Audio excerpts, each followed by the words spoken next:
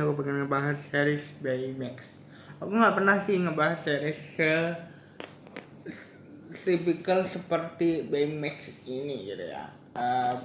Waktu itu kan aku ngebahas Man vs B juga karena aku kira itu film whole yang satu film, ternyata itu adalah sebuah series yang mengingatkan kita kepada mockumentary. Nah ini juga sama. Jadi Baymax ini ceritanya berbeda-beda, menceritakan bagaimana seorang Baymax harus membantu atau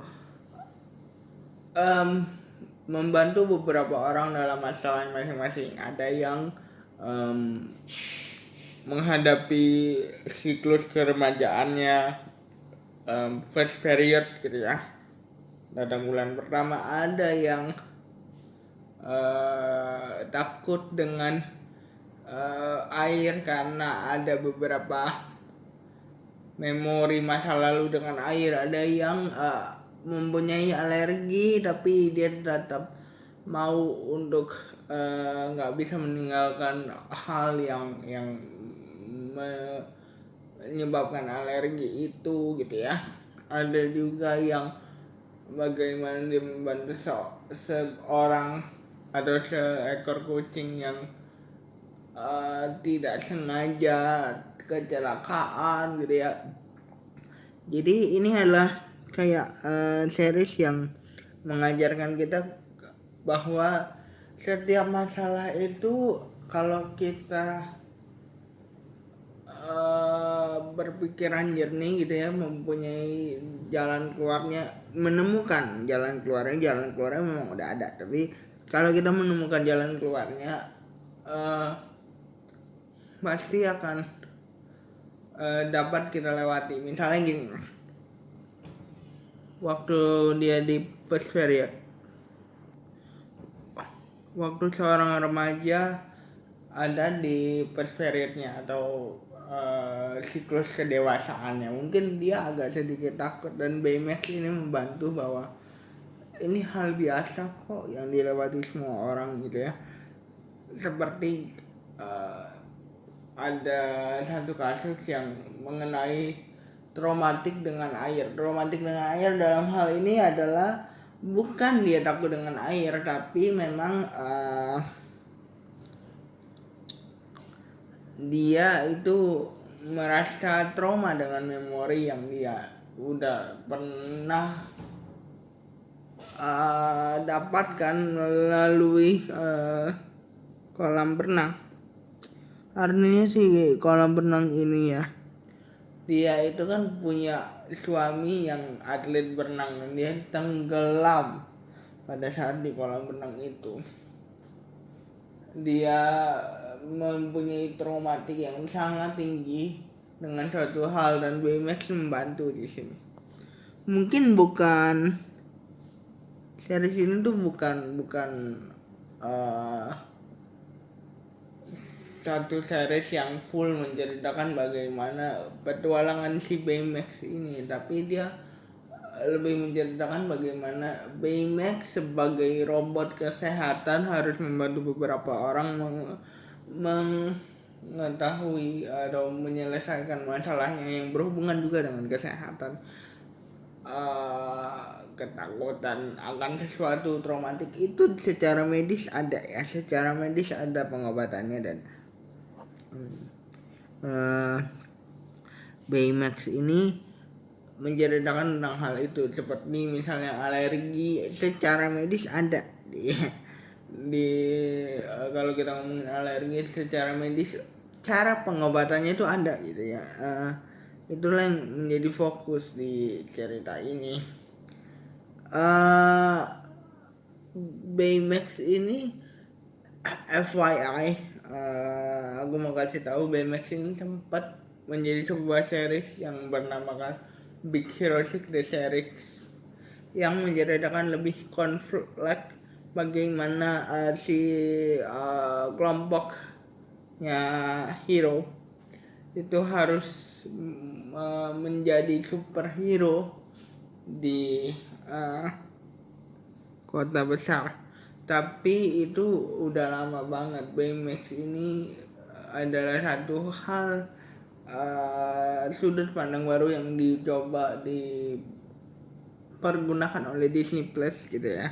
Pergunakan oleh Disney Plus sebagai satu gebrakan yang baru yang harusnya kita bisa menikmatinya dengan ringan, karena at the end of the day tetap aja Disney ini berfokus kepada film-film yang menjadi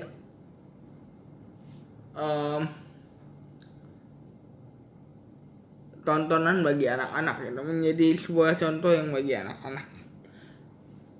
Aku mau menyoroti satu hal gini. Di film Lightyear itu kan di beberapa negara termasuk Indonesia gitu ya, dihilangkan karena ada unsur-unsur yang LGBT yang menurut beberapa negara tersebut termasuk Indonesia kurang pas untuk ditonton anak-anak, walaupun cuma 1 detik katanya. Nah di BMX ini sayangnya juga ada gitu ya, karena bahkan lebih kompleks lagi diceritakannya, lebih belak-belakan lagi diceritakannya gitu ya. Tapi karena ini di streaming service mungkin akan jauh lebih aman, akan jauh lebih tidak ada patokan peraturan yang berarti secara series sebuah streaming platform gitu ya. Tapi yang aku mau soroti adalah gini, di series Baymax ini kan beberapa, maksudnya hal-hal seperti itu yang berkaitan sama hal-hal seperti itu kan lebih banyak ya, lebih lama ya dipertontonkannya gitu ya. Gimana dengan nasibnya Lightyear yang sebenarnya aku yakin kalau memang cuma 1 detik gitu ya, dia bisa dibuang kok, nggak begitu merugikan gitu. Buktinya Eternal aja bisa tayang dengan beberapa beberapa sensor yang dilakukan. Sangat disayangkan sekali sih, maksudnya gini,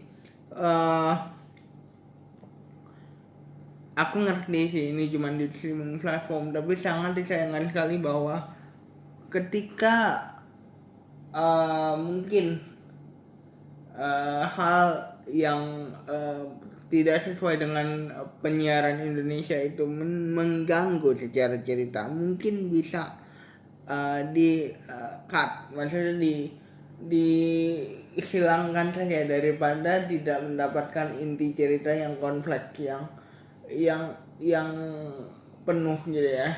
Mungkin lebih baik tidak tayang. Tapi kalau misalnya di Lightyear ini kan tidak mempengaruhi cerita, tidak mengubah cerita apapun. Kalau memang itu dibuang, kenapa tidak dibuang saja gitu loh?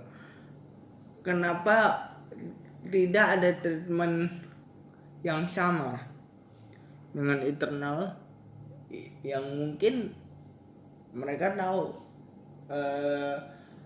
scene yang tidak sesuai dengan norma penyiaran Indonesia itu tidak menjadi scene yang signifikan untuk pengembangan cerita, jadi mereka bisa blok gitu ya.